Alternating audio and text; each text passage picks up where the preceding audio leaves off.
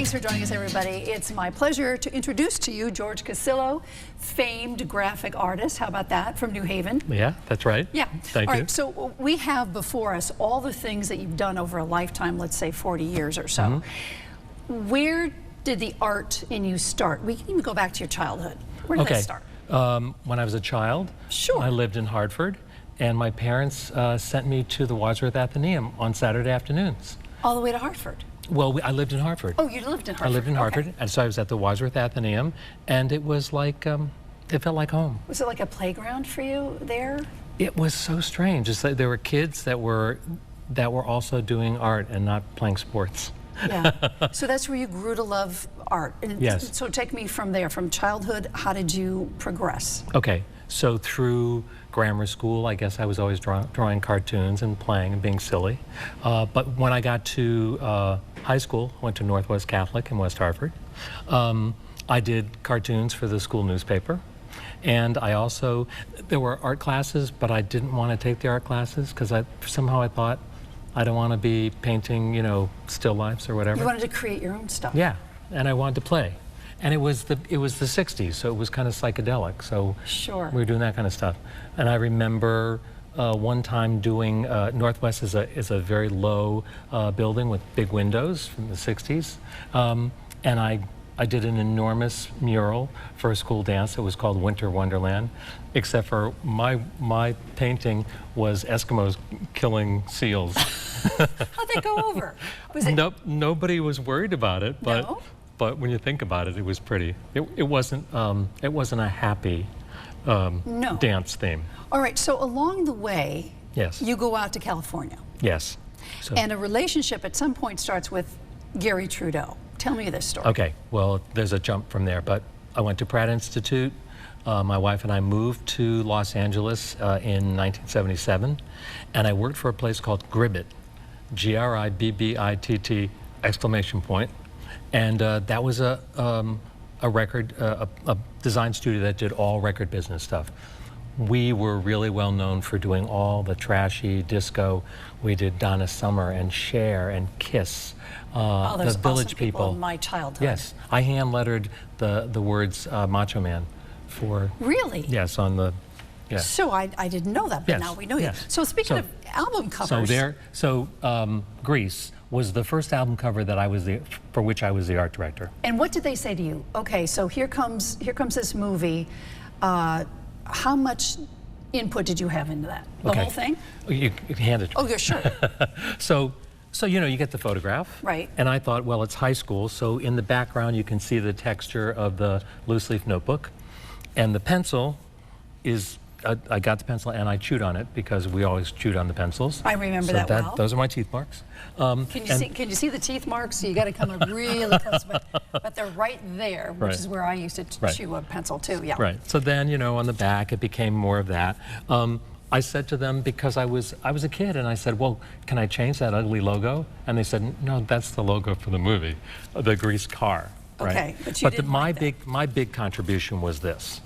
So I got the art director or the photographer to get a big piece of Formica that looked like the 50s, and we put all these blank squares there, and then later when we got the photographs, we plopped them all in. And we had to retouch the straw later because it was a plastic straw, and in the 50s, they had paper straws. They were paper. Yeah. And you know, you don't know what's going to happen with these albums. You think, I hope it does well. Hello. Right? And then you know, we're listening to the radio, and you know, you're the one that I want, and it starts doing really well, and you think, okay, I did good. And you're the album cover. I did good, yeah. We only have so much time, but okay, then it got better. I worked with Dolly Parton, and the movie was coming out for 9 to 5, so my idea was to do a Norman Rockwell type thing. So Dolly showed up at the photo session, and I put all that stuff on her. So you got to play. Yeah. Oh. How much fun is that? You know, the word play comes up a lot in my career, and that's what I want to do. And it's still happening. Yeah, We'll get to that in a second. Okay, here's another cover. All right. Well, let's say, so for about 4 years we live in Los Angeles, Yeah. and we do, I do all record business stuff. I do a giant billboard on Sunset Strip for Grease, and I just, you know, I had a little sketch, and I said, you know, could the Grease car bounce back and forth? And could everything be outlined in neon? And could we have smoke coming out of the tailpipe? Did that happen? They did everything. They did it. I drove by not knowing that it had gone up yet, and it was like a sensation. Oh my gosh! Yeah, what? yeah. So this is Mellencamp, and you did a couple of his stuff. Yes. So we moved back. We moved back to New York. I had worked with Paul Bacon years before that. Paul Bacon is one of the premier book jacket designers of the 20th century. He taught me everything. So came back to New York and went on my own. And I was just George Corsillo's studio. And I started doing book jackets. And when I came back to New York, when I got to California, I was the New York kid. I wasn't really from New York. I lived there in college. It was the glasses that gave you away. That's right. Maybe. And then when I came back to New York, we had only been in California for 4 years. I was the California kid, and they were looking for a new wave, and we had started, a gang of us had sort of started that because we were too nice to be punk. Oh, okay. And all right. punk was That's your Connecticut upbringing. That's right. Yeah. And so tell me about this cover. So, Bret Easton Ellis is going to come out with this book. I'm working for Simon & Schuster, and they want something that's new wave. And nobody knows who Bret Easton Ellis is yet.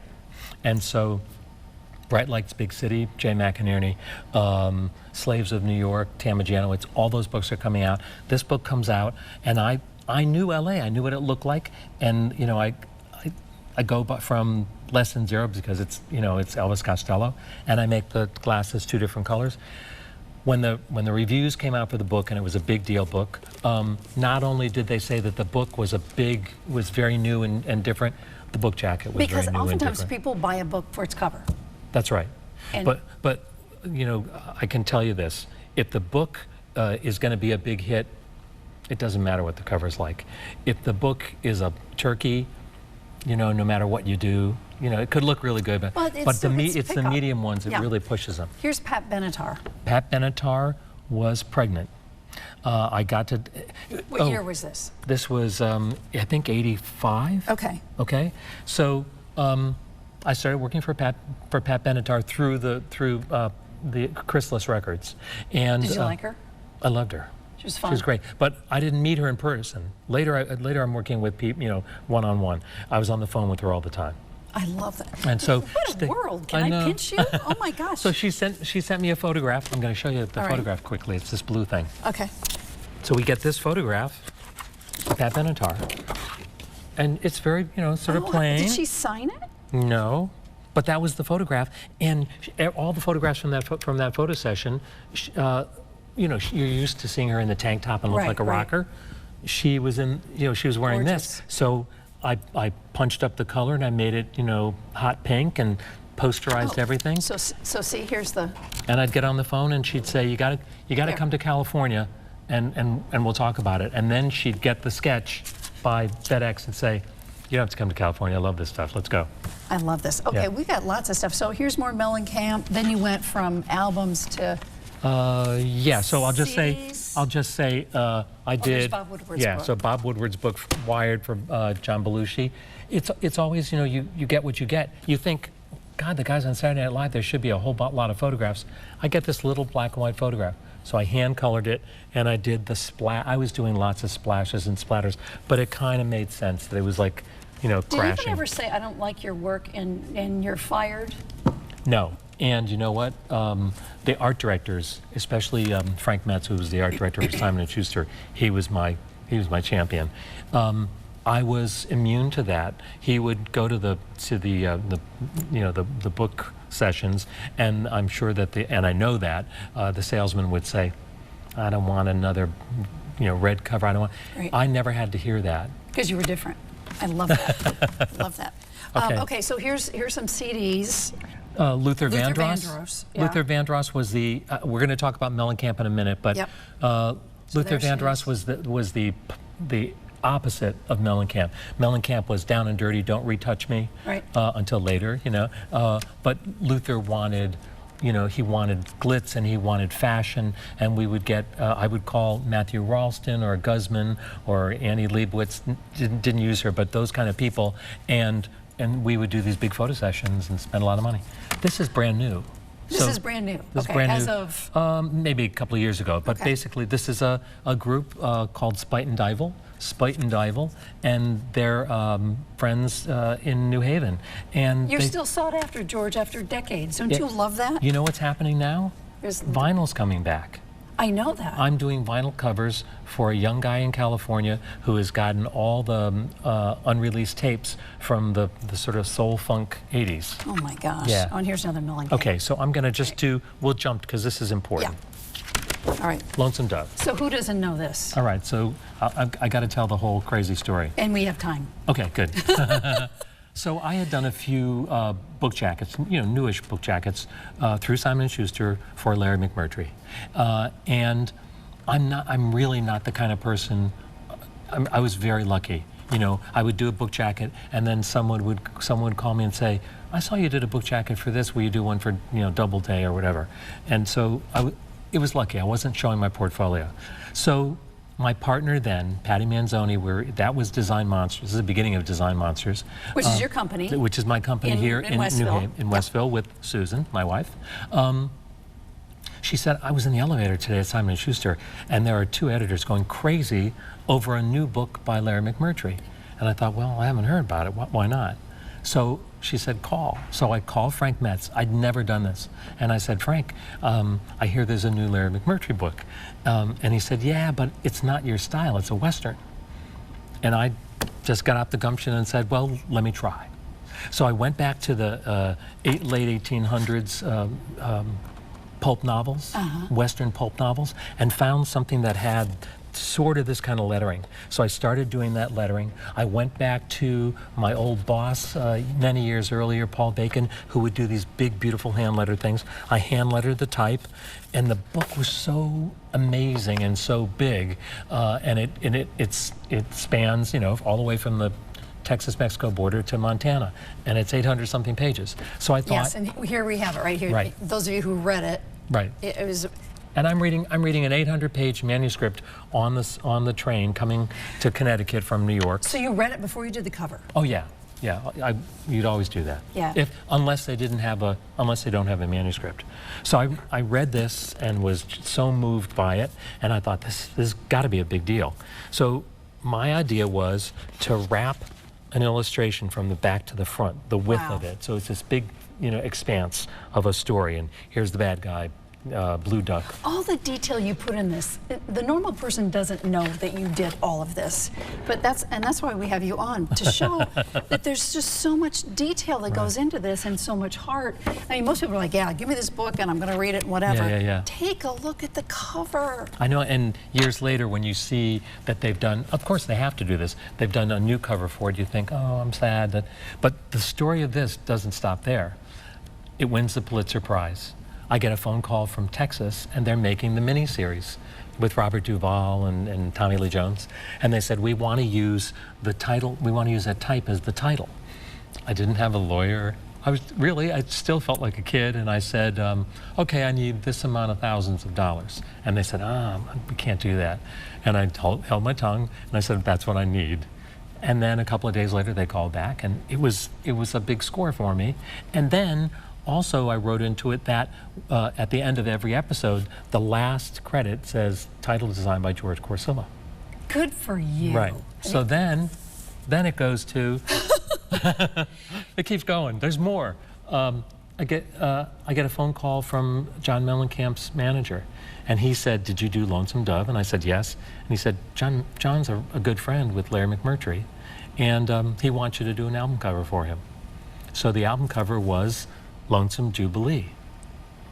And he got me out to Indiana for a week. I spent a week he set me up with a photographer, Skeeter Hagler, and Skeeter he had also won Pulitzer Prizes, a Pulitzer Prize for photographing cowboys. So we spent the week with John. Wow. Did this album, and then I worked with John for more than 20 years.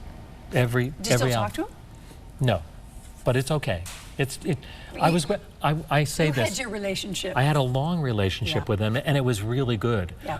But I always say I was with him longer than any of his wives. No kidding. I was just going to say there you go. Bump, right? All right, so here's some of the posters that you've done. Okay, so this was for an opening of the the Nokia Center in LA maybe, I don't know, 9 or 10 years ago, and the opening act for several nights was the Eagles and Dixie Chicks. So, you know, you talk to anyway, they wanted something. They'd say, we want yellows. We want earth colors. And I said, I want vintage. Okay. And so you showed them this, and they're like, "Yeah, that's great. Let's go." I love that. Yeah. All right, here's another one. So now, besides working for other people, Design Monsters, we design posters for ourselves, so we sell to people. So people can call you up and say, "Hey, I want you to do a poster." Oh yeah. Oh, please do. As Design Monsters. Please do. Yeah. So once a year I do a Day of the Dead, Dia de los Muertos. Once a year I do, is it in here, a Winter Solstice poster. But then we'll. I think the important thing to say is, we'll just say a few things. I did postcards from the Edge for Carrie Fisher. Did you ever meet her? No. Okay. These are some of the people I speak to on the phone. Some of the people I meet. And here's another one. This is, so the title of the show we're talking about, More is More. Yep. This is the perfect example of more is more. You know, the expression is less is more. Mm-hmm. That's and it means, you know, clean lines. Sure. You know, but sometimes you need as much as you can. This is the I Was a Teenage Juvenile Delinquent Rock and Roll Horror Beach Party movie book. And the guy smacking the guy in the face, and I loved it. All right, so this is a local brewery. So this is happening right now. So Tim and Sean Wilson that own East Rock Brewery called me in. It was really great because Tim said, you know, some people, they come up with great beer, and then a month before the place is going to open, they say, oh, we need, you know, some art. Let me just draw something. Yeah, right. Yeah, we were working for almost 2 years. Hand me the beer. So we can show Hand me a beer. So here's. Yeah. This is on the beer. Yeah, and there. So the thing that was fun was I said to them, I want to do stuff because they're below East Rock, which is a state park. Right. And I said, let's make it look like national parks. It's beautiful. Yeah, and the thing that they let me do is that with each flavor, each brand, the cloud, nothing changes. Well, the colors change, but the clouds are different. So the black lager is a thunder cloud. And then it's just... and there'll be posters of these too, right? And as I said to you before, if the client understands you and gets behind you, they let you do your thing. You do your best work. All right, so Garry Trudeau, getting back to your relationship with him, it's been what, decades? How many decades? 1988. I was working for, just, you know, doing freelance for Henry Holt Company, and Garry came in. I was going to work on some book for him, but not with him. And he called me a couple weeks later and said, will you do a desk diary for me? And I said, yes. In 1990, this is folded. In 1990, I called Garry and said, I know somebody who's doing all these postage stamps for graphic designers. Instead of having business cards, they're getting postage stamps. Let's do Doonesbury postage stamps. And he said, okay. We worked on this for about a year. At one point he called me and said, what are you making, about 50 cents an hour now? Because this is the last of the analog mechanical cut and paste. Sure. I was getting photostats and gluing these things together. Now if I did it, it would still take a lot of time, but I could do, you know, step and repeat with the computer. How do you work with Trudeau? He draws a new color? Yes. Is that yes. So there's this is recent. This is this year. Garry grew up in Saranac Lake, New York, and every year they have a winter carnival, and they have they come up with crazy themes. Sometimes it's runaway train. And you just we go for it. Yep. This year was kind of great. Prehistoric park, of course, they're thinking of, you know, Jurassic Park. And Garry, sometimes I do a drawing, a sketch. Sometimes he does. We go back and forth. But it's never a competition. It's like, oh, that's a good one. Yeah. Okay. And this one, he did this incredible woolly mammoth. All right, here's another. I did this for the New Haven road race. Garry had done a drawing of Zonker walking by and people handing him all the cups, all the paper cups with water. And then there's another one that he did, and I did this map. And Gary's wife, Jane Pauley, said, the map's the thing, let's go. So she has some input. Oh, yeah. I love that. Yeah, and so yeah, so we get to do that. All right, so let's look at this really big book. right. Let's bring it down here. Okay. This is Through Garry Trudeau. In the late 70s, Garry Trudeau and David Leventhal worked together on a book called Hitler Moves East. They were both graduate students at Yale in design. So since then, Garry introduced me to David, and David is just, one of those people. He thinks that, the sun rises and sets, on George. Yeah. where do you get these people? That's I don't know, awesome. but it's good. Did you do each book? So what it is it's War, Myth, Desire. This is his career. Okay. It's very big. I had done another book for Garry that was his 40th anniversary book, and it was the slipcase, that's sideways, Sure. and the books come out that way. Yep. But I thought that was kind of unwieldy, and I thought we're going to have 4 books. What if we did it out of this box? And it took them longer to make the box than to make the book, but it's great because it just sort of stands there. It's beautiful. It's War, Myth, and Desire, and he did lots of stuff so when you see just this photograph here, it's all figurines. None of his photographs are real people. It's all toys. And he was the one that started that in the 70s. He's in every museum in the world. He's really a big deal. This show that for which we did this set started at the George Eastman Museum in Rochester, but just about a month ago, we went to another opening for it at the Smithsonian. And it was a big, anyway, they're beautiful, and we call it WMD. For sure. War, Myth, Desire. So, what haven't you do that you want to do, or have you? I mean, look! Just your body of work is amazing. I love it when people come to me and say, "We have this logo, we have this problem. Can we solve it?" And it's always, "Can we?" You're only as good as your last job. Yeah. But it always happens. It always comes through. And just if people want to trust me and I can help them out. As a graphic artist, how would you describe your genre? Is there one, or are you all over the place? If you need to be. It's sort of all over the place. I love retro. This is another book cover for David Leventhal. Think about this. This is a world famous photographer, and he allowed me to do a book jacket that's an illustration, and it's culled from the back of the comic books where you could get 100 soldiers for $5 or whatever it was. But the great thing about this is it's called War Games. So this looks like the game box, but then when you open it up, the inside looks like the soldiers' duffel bag. So this is war, that's games. The Your essays, idea. Yeah, and the essays really talk about what's this trick? What's he doing to us? Which is great because it's very psychological. It's playful. It's about our memory of history. It's about not history, not real history, but the history we learned when we were kids in the 60s and stuff from television and movies. And so it's playful, but at the same time it's deadly serious. So we get to do that, and it's solving the problem. Have you ever thought about writing a book about all your stuff? Not until recently. So you have? Yeah, well, somebody approached me and said... Because you have to get all this stuff into a book. Well, thank you. That's really nice of you to say that. Well, you need to do that, George. Okay. Okay, I'm going to hold you to it. We're shaking on it. Can you write the foreword?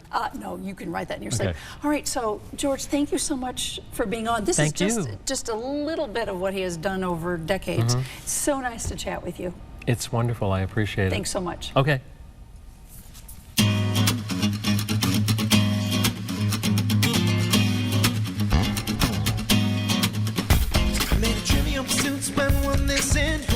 Spend all night kissing, and if Walter's right here, then who else is missing? Got a little sidetracked if I'm so wishing to find the keys to the door, but it's also a metaphor. Things to keep locked in the grocery store of the mind. Just to save time, I'll skip right ahead to the last ride.